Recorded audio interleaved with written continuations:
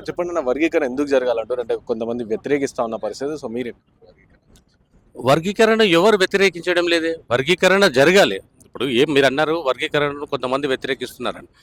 మాక్సిమంగా ఎవరు వ్యతిరేకించలేదు. మా వర్గీకరణ ఎవరు కోరుకుంటున్నాము? ఎస్సీలో షెడ్యూల్లో 59 కులాలు ఉన్నారు. ఒక షెడ్యూల్గా విభజిస్తే 59 కులాలు. 59 కులాలలో కూడా ఒక సామాజిక వర్గం ఒక మాల సామాజిక మాలు మా సోదరులే, మేమంతా అన్నదమ్ములమే. కానీ వాళ్ళు ఒక్కరే అడుగుతున్నారు. కానీ మిగతా 58 కులాలు ఏదైతే ఉన్నాయో, సబ్ కాస్టులు ఉన్నాయో, వాళ్ళందరూ కూడా వర్గీకరణ కావాలంటున్నారు కదా. ఇది చాలా ఇంపార్టెంట్ కదా. ఇది ఎవరి వాటా వాళ్ళు తీసుకుంటున్నామండి. ఇప్పుడు తెలంగాణ ఆంధ్ర ఏర్పడింది. దాని తర్వాత కొన్ని రోజులు దాని తర్వాత తెలంగాణ వద్దు అనుకున్నారు. ఈ రోజున తెలంగాణ ఆంధ్ర ఏర్పడిన తర్వాత మళ్ళీ వస్తున్నారు పోతున్నారు. ఇది సేమ్ ఇలాగే ఒక అన్నదమ్ములుగా విడిపోదాం అంటున్నాం. ఆ రోజున తెలంగాణ ఏ విధంగా అయితే విడిపోయాం, భౌతికంగా విడిపోతున్నాం అంతే. ఇక్కడ ఏంటంటే తెలుసా, ఎప్పుడైనా ఈ సామాజిక 59 కులాలలో కూడా మేము అందరం కలిసి ఉన్నాం. కానీ ఎన్ని రోజులు కలిసి ఉన్నా కానీ ఒక కుటుంబంలో ఎప్పటికైనా విడిపోవాల్సిందే. అదే బేసిక్ ఫార్ములా ఇక్కడ యూజ్ చేస్తున్నాం. అంటే జరుగుతుంది కానీ తర్వాత ఎలాగైనా సుప్రీంకోర్టు కొట్టేస్తుంది అని చెప్పేసి చెప్తారు. 2000 సంవత్సరం ఏ విధంగా జరిగిందో సో ఇప్పుడు కూడా మళ్ళీ అట్లనే జరుగుతుంది కదా, డైరెక్ట్ పార్లమెంట్ బిల్ తెచ్చుకోండి కదా అని చెప్పేసి మాలా సామాజిక వర్గానికి సంబంధించి కొంతమంది మేధావులు చెప్తా ఉన్నాం. ఆల్రెడీ సుప్రీంకోర్టులో మాకు చంద్రబాబు నాయుడు గవర్నమెంట్ ఉన్నప్పుడు ఆ రోజు మాకు అనుకూలంగా వచ్చింది. వర్గీకరణకు తెలుగుదేశం ప్రభుత్వము ఓకే చేసింది. దాని తర్వాత 2 సంవత్సరాలు ఆ వర్గీకరణ అమల్లో జరిగిన తర్వాత ఒక సామాజిక వర్గం కోర్టుకి వెళ్ళింది. దాని తర్వాత సుప్రీంకోర్టు కట్ చేసింది. కానీ అదే కేసు ఏదైతే సుప్రీంకోర్టు కొట్టేసిందన్న కేసును అది ఈ రోజున మళ్ళీ అనుకూలంగా ఇచ్చింది కదా. మళ్ళీ నేను మాల సోదరులకు కూడా, నేను ఒక సామాజిక మాల సోదరులకు కూడా చెప్తున్నాను ఏంటంటే, ఆ రోజున ఇచ్చిన తీర్పు దానికి మీరు సంతోషించారు, అది సుప్రీంకోర్టు ఇచ్చింది. మరి అదే సుప్రీంకోర్టు ఈ రోజు కూడా ఇచ్చింది కదా. మీరెందుకు దాన్ని అది కరెక్ట్ అంటున్నారు కదా. అది కరెక్ట్ అన్నప్పుడు ఇది కూడా కరెక్టే కదా. అంటే ఇప్పుడు సుప్రీంకోర్టు తీర్పేలే కేవలం సలహా ఇచ్చింది, రాష్ట్రాల వారిగా చేసుకోవచ్చు అని చెప్పేసి కూడా చెప్తా ఉన్నారు కదా. సుప్రీంకోర్టులో ఆ రోజున ఏదైతే సుప్రీంకోర్టు కొట్టేసింది, ఏ విధంగా కొట్టేసింది, 341 ఆర్టికల్ ప్రకారంగా 341 ఏదైతే ఆర్టికల్ ఉందో దాని ప్రకారంగా ఈ వర్గీకరణ జరగలేదు అంటుంది. దాని తర్వాత ఇప్పుడున్న 7 జడ్జిలు వాళ్ళు ఏం చెప్తారంటే, వాళ్ళు ఏ బేస్ మీద అయితే కేసు కొట్టేశారో 341 అనేది వర్గీకరణకు ఎలాంటి సంబంధం లేదన్నాడు.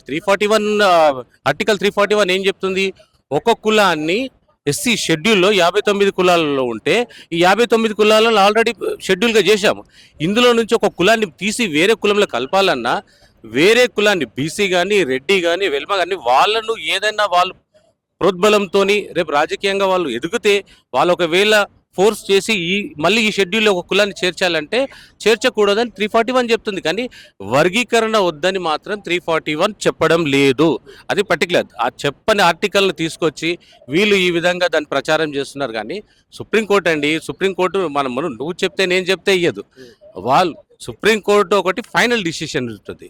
అంతా సుప్రీంకోర్టు ఇచ్చిన తర్వాత మాకేమి వర్గీకరణ ఇప్పుడు ఎవరు ఆపడం లేదు కూడా, ఆల్రెడీ అయిపోయింది. ప్రభుత్వం కూడా మన రేవంత్ రెడ్డి గారు కూడా చెప్పారు, ఎన్నో వేదికల చెప్పారు, అసెంబ్లీ సాక్షిగా ఒప్పుకున్నారు. మేమందరం కూడా ఫలాలు అందరం మా జనాభా ప్రాతిపదిక మీద మేము ఫలాలు తీసుకోవాలనుకుంటున్నాం. వాళ్ళు తీసుకుంటున్నారు. అంతేగాని అంతకుమించి వెళ్ళి మేము సంతోషంగా ఉన్న వర్గీకరణ మ్యాక్సిమం జరిగిపోయింది. మేము ఈ రోజున 7వ తారీఖు నాడు జరగబోయేది ఏంటంటే సంతోషకరమైన. ఆ రోజున మాకు వ్యతిరేకంగా ఎవరైనా వస్తే సాగు డబ్బు కొడతాం.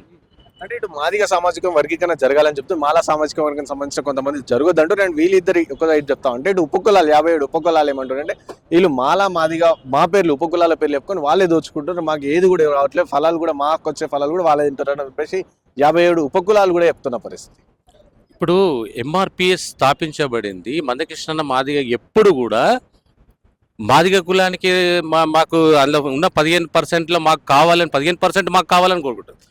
ప్రతి ఒక్కరికి 59 కులాలు పేరు చెప్తున్నారు కానీ వాళ్ళే తింటున్నారు అని చెప్పి తప్పుగా. ఈ రోజున 50 వాళ్ళ పేరు చెప్తున్నారు అని అంటున్నారు కదా. ఈ రోజున వాళ్ళందరూ 58 కులాలు ఎవరు పక్కన ఉన్నారు? మందకృష్ణ మాదిగ పక్కన ఉన్నారే కానీ వాళ్ళ పక్కన మాల సామాజిక వర్గం పైన ఈ 59 కులాలు ఎక్కడన్నా ప్రోగ్రాంలో ఉన్నారా?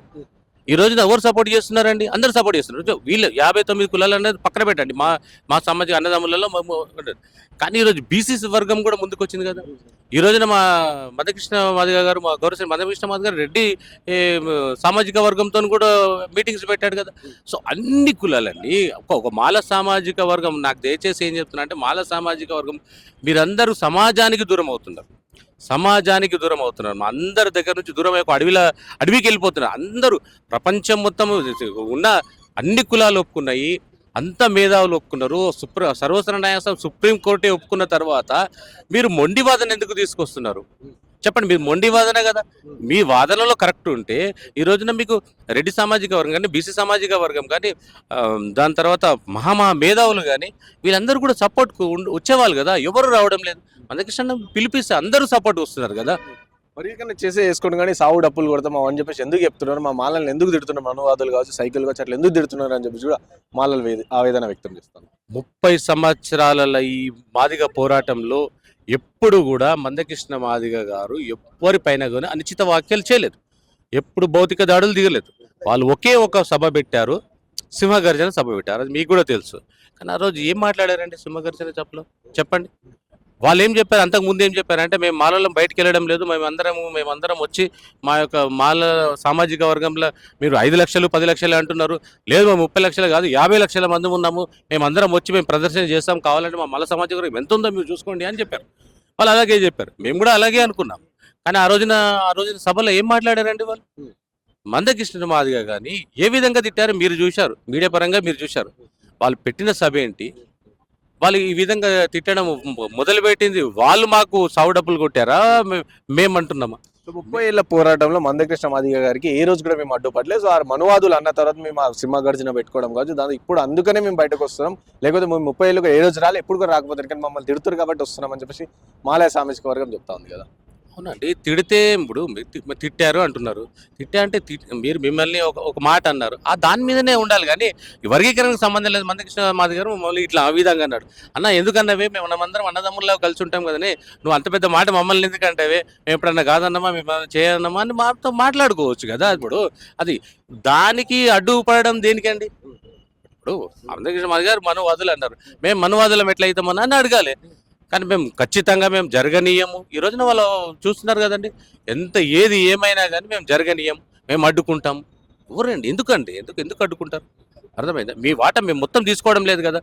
ఇప్పుడు ఉన్న 15% రిజర్వేషన్స్ ఉంది. ఎస్సీలకు 15% రిజర్వేషన్స్ ఇస్తున్నారు. 15% మేము తీసుకోవడం లేదు కదా. మీ జనాభా ప్రాతిపదిక మీద మీరు తీసుకోండి. మా జనాభా ఎంత ఉందో మేము తీసుకుంటాం. సరే, మా జనాభా ఎక్కువ ఉంది, మీకంటే ఒక 10 లక్షలు ఎక్కువ ఉన్నది అనుకుందాం. 10 లక్షలు 20 లక్షలు 70 లక్షలు ఉంది. మేము ఎక్కువ తీసుకుంటున్నామని మీకు బాధ అనిపిస్తే, మరి ఆంధ్రాలో మాల సామాజిక వర్గం ఎక్కువ ఉంది కదా మాకంటే, మీకు అక్కడ ఇంకా ఎక్కువ వస్తాయి కదా, అవకాశాలు ఎక్కువ వస్తాయి కదా. ఇప్పుడు ఇక్కడ వర్గీకరణ జరిగితే మీరు అక్కడ కూడా మన సోదరులే కదా మాల సామాజిక వర్గము, వాళ్ళు ఫలాలు పొందుతారు కదా. మీరెందుకు వాళ్ళు కూడా అడ్డుకట్ట వేస్తున్నట్టు? మా ఒక్కరికి అడ్డుకట్ట వేస్తున్నట్టు కాదు. మీరు అర్థం చేసుకోవాలి, ఇట్లా మాల సామాజిక అర్థం చేసుకోవాలి. అక్కడ ఆంధ్రాలో కూడా వాళ్ళకు ఫలాలు పొందుతారు కదా. వాళ్ళకు జనాభా ఎక్కువ ఉంటే వాళ్ళకు ఒక 1% 2% ఎక్కువ వస్తుంది కదా. అది సంతోషించాలి కదా. ఇక్కడ మమ్మల్ని అడ్డుకోవడమే లేదు, వాళ్ళ సామాజిక వర్గాన్ని కూడా వాళ్ళు అడ్డుకుంటున్నారు. ఇక్కడ ఈ ఒక్క రాష్ట్రమేని కాదండి, అన్ని రాష్ట్రాలలో కూడా ఎక్కడైతే మాల సామాజిక వర్గం ఉంటుందో వాళ్ళకి ఎక్కువ వస్తుంది, ఎక్కడైతే మాదిగ సామాజిక వర్గం ఉంటుందో వాళ్ళకి ఎక్కువ వస్తుంది. మిగతా 59 కులాలలో కూడా ఏ సామాజిక వర్గానికి వాళ్ళకు వస్తుంది. వాళ్ళకు జనాభా ప్రాతిపదిక ప్రకారమే చేస్తామనుకుంటున్నాను ఏపీసీడీ అని. చెప్పండి, వర్గీకరణ గురించి ఏమనుకుంటున్నారు? వర్గీకరణ సామాజిక న్యాయం అన్న. ఎందుకంటే ఎంత జనాభాకు ఎంత ప్రాతిపదికన వాళ్ళకు అంత వాటా రావాలి. 30 ఏళ్ళ పోరాటం అన్న మందకృష్ణ మాదిగ అనేది. 30 ఏళ్ళ పోరాటం, ఇన్ని ఏళ్ళు వాళ్ళకు ఉన్న తక్కువ జనమైన పల్లె, ఎక్కువ కొలువులు, రాజకీయంగా, ఆర్థికంగా, సామాజికంగా వాళ్ళే తింటారు కదన్న. వాళ్ళు మా సోదరులు, వాళ్ళు మా బంధువులు, అన్నతమ్ముళ్ళము, ఎంత జనాభా తీసుకుందామని అంటున్నాము. దానికి అన్ని కమిషన్లు మద్దతు ఇచ్చినాయి కదన్న. 69 నుంచి ఇచ్చిన మద్దతు. అప్పుడున్న పిఎం లాల్ బహదూర్ శాస్త్రి నుంచి 69 సౌత్ ఇండియా మీదనే అయినా ఎందుకేమో ఉమ్మడి రాష్ట్రాల మీద, ఏపీ మీదనే ఆయన నివేదిక తీసుకుండు. అప్పటి నుంచి ఇప్పటిదాకా ఉషమేర కమిషన్ ఉండని, మొన్న లాస్ట్ ఇయర్ 7 మంది జడ్జిలు 6 మంది జడ్జిలు అనుకూలంగా ఇచ్చారు. అన్ని కమిషన్లు అనుకూలంగా ఉన్నాయి. సంపంగ వర్గాలు అనుకూలంగా ఉన్నాయి. ఈ మధ్యలో మొన్న చూసిన ప్రకారము మందకృష్ణ మాదిగ దగ్గరికి వచ్చి మాలలు, సబ్ క్యాస్ట్ వాళ్ళు, అన్న మమ్మల్ని బి డి గ్రూప్ చేర్చండి అన్న అన్నారు కదా అన్న, వాళ్ళకి బి దొరకలేదు కదా అన్న. ఒకే కులం ఒకే వాళ్ళు తినాలంటే ఎట్లా అన్న, అందరికి అనుకూలంగా. మేము తింటలే, మాకు టాలెంట్ ఉంది కాబట్టి మాకు వస్తుంది అని చెప్పేసి వాళ్ళు చెప్తా ఉన్నారు. అవునన్నా, వాళ్ళకి ఎగ్జాక్ట్లీ అన్న, మీరు కరెక్ట్ చెప్పారు. వాళ్ళు చేప కింద నీళ్ళు లేక వాళ్ళు టాలెంట్ ఉపయోగించుకుంటారు అన్న. వాళ్ళు అదే టాలెంట్ మీరు కూడా ఉపయోగించుకో, మీరు కూడా రిజర్వేషన్ ఫలాలు పొందొచ్చు కదా అని చెప్పేసి వాళ్ళు అంటారు. మాకు మా జాతి అది నేర్పియాలి అన్న, మేము అక్కడ చేయలే, మా జాతి అసలు మా జాతి మాకు అసలు నేర్పియాలి అన్న. అందుకొరకే అన్న, ఆ టాలెంట్ వద్దు మనకు. 59 కులాలు అందరం మన తమ్ముళ్ళమే. సబ్ కాస్ట్లకు బి న్యాయం జరగాల, ఇటు మాదిగకు జరగాల, ఇటు మాలకు జరగాల. మాదిగ సబ్ కాస్ట్కి న్యాయం జరగాల, మాల సబ్ కాస్ట్కి బి న్యాయం జరగాల. దాని కొరకే 30 ఏళ్ళ పోరాటానికి కృష్ణన్నకు మేము సికింద్రాబాద్ కాన్స్టిట్యున్సీ నుంచి తానక డివిజన్ మాది ఆర్యనగర్ అన్న. మాది బిఫోర్ ఇండిపెండెన్స్ ఉన్నప్పటి నుంచే మేము ఆర్య సమాజ్ స్థాపించుకున్న వాళ్ళం అన్న. మేము చదువుకున్న వాళ్ళం, మాకు విధాలు వస్తే మేము గ్రాడ్యుయేషన్ అన్న. నేను డ్రైవింగ్ డ్యూటీ చేసుకుంటున్నాను. ఉపకులాలు ఏమంటారు అంటే మాలా మాదిగలు మా పేరు చెప్పుకొని వాళ్ళు దోచుకుంటారు, మా పేరు చెప్తా ఉన్నారు, మాకు రిజర్వేషన్ కల్పిస్తామంటారు, కానీ వాళ్ళు ఎక్కువ తింటున్నారు వాళ్ళు అంటారు. ఇప్పుడు ఉపకులాలు ఊపు మీద ఉన్నాయి. ఎప్పుడెప్పుడు మందకృష్ణ మాదిగ కానీ ఎంఆర్పిఎస్ కానీ, ఈ ఎంఆర్పిఎస్కి మందకృష్ణ మాదిగకు ఎన్ని సంఘాలు మద్దతు ఇస్తున్నాయో మాకు న్యాయం జరుగుతుంది. ఇన్ని రోజులు మేము మరక తిన్నాము. ఇప్పుడు మేము మా పిల్లలు చదువుకున్న వాళ్ళు డ్యూటీలు చేసుకుంటారు, టాలెంట్ ఉన్నోళ్ళు వ్యాపారాలు చేసుకుంటారు. సామాజికంగా, రాజకీయంగా, ఆర్థికంగా ఉపకులాలు ఎదుగుతాయని ఉపకులాలకు ఒక దేవుడు అన్న. ఇప్పుడు మందకృష్ణ మాదిగన ఉపకులాలు ఎదురు చూస్తున్నాయన్నా, మాలలో ఉపకులాలు మద్దతు ఇస్తున్నాయన్నా. ఎంఆర్పిఎస్కి ఏబిసిడికి వరికన్నా వయసు రేపు చూడన్నా, మీరే చూస్తారన్నా. ఫిబ్రవరి 7కి ఎంతమంది ఉపకులాలు వచ్చి మా మద్దతు ఇస్తారు మీరే చూస్తారన్నా. మీ కళ్ళతో మీ టీవీలో మేమే చూస్తామన్నా. ఉపకులాలకు సంబంధించి కొంతమంది కూడా ఒకవేళ వర్గీకరణ ప్రాపర్ గా జరగకపోతే మాకు జరగకపోతే మా పంబాల జాతికి సంబంధించిన కొంతమంది కూడా మాట్లాడారు మాతో. వాళ్ళు వచ్చి మేము కూడా మా బలం ఏందో చూపిస్తామని చెప్పి వాళ్ళు కూడా చెప్తాను. లేదన్నా, మీరు ఇంకోసారి జడ్జిమెంట్ చూడండి. వాళ్ళ వాట పక్కన ఒక్కసారి జడ్జిమెంట్ వచ్చినాక, ఒక్కసారి వరికన్నా అమలైనాక, రాష్ట్ర ప్రభుత్వం అమలు చేసినాక దీన్ని కూర్చొని ఒక జీవో, ఒక సర్కిల్, ఒక సెక్రటరీ, సివిల్ సర్వెంట్, బ్యూరోక్రాట్స్లో కూర్చొనే కదన్నా నివేదిక చేస్తారు. జనాభా ప్రాతిపక్కనే కదన్నా చేసేది. ఏ జనాభా ప్రాతిపక్కన సబ్కాష్ ఎందుకు న్యాయం జరగదన్నా? ఎందుకు న్యాయం జరగదన్నా?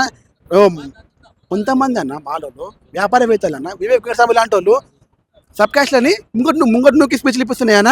మొన్న ఒకడు వాళ్ళు మాల జాతీయ అధ్యక్షుడు అంట, వాని పేరేమో తెలియదు మాకు. వాని ముఖం కొత్త చూస్తున్నాం మేము.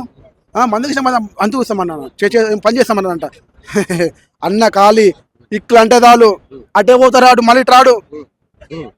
నేను ఒక మాదిగ బిడ్డగా, తానక డివిజన్ మాది, కింద మాదిగ బిడ్డగా, నేను ఏ యూనియన్ కాదు, ఏ ఎంఆర్పిఎస్ కాదు, ఏం కాదు. మద్దతు చదువుకున్న వాళ్ళం. ఇంత రీతి ఉంది మమ్మల్ని కన్నా అమ్మయ్య, మాకు చదువు చెప్పిన టీచర్లు మాకు రీతి నేర్పించారు. సామాజిక సహాయం కోసం, వర్గీకరణ కోసం న్యాయం చేస్తున్నాం. మందకృష్ణ వర్గీకరణకు, సంపంగ కులాలకు, సబ్ కాస్ట్లకు కానీ, మాలమాలకు కానీ న్యాయం కొరకు వర్గీకరణ కోసం పిలుపునిచ్చింది కాబట్టి మేము ఇద్దరం వచ్చినాం. నేను కూడా మాట్లాడుతున్నా అన్న. అంటే మాకు సపోర్ట్ చేస్తే డప్పు కొడతాం, లేకుంటే సావు డప్పు కొడతాం అని చెప్పి చెప్తా ఉన్నాను. సావు డప్పు బరాబర్ కొడతాం. వర్గీకరణకు వ్యతిరేకించిన ప్రభుత్వాలు ఉండని, వ్యక్తులు ఉండని, సంఘాలు ఉండని, వివేక సంబంధం ఉండని, ఇవ్వండి. వర్గీకరణ కట్టబడి సావు డప్పులే. వర్గీకరణ వాళ్ళు సానుకూలంగా ఉంటే విజయ ఉత్సవాలే. అన్న అడుగులో అడుగు, అన్న పిలుపుకు మద్దతు బరాబర్ ఉంటాం. మానసిక మందకృష్ణ మాధవ్ నగర్ బరాబర్ సపోర్ట్ ఇస్తాం, మద్దతు ఇస్తామన్నా.